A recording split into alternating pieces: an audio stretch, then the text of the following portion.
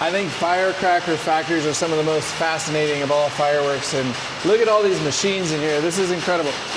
We're gonna go, it's probably gonna be very noisy again, but we're gonna go see how the actual individual firecrackers are made. Pretty wild, right? Here we go. These are the actual tubes being made. The process is similar to what we saw with cake tubes being made. It's just on a smaller scale. And they're making millions of these per week.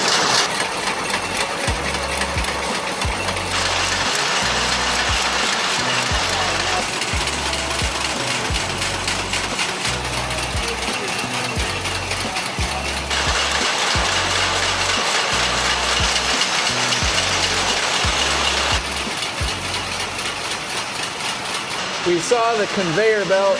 The conveyor channels all of these individual little tubes into a machine here that bundles them where they are going to be packed with powder next.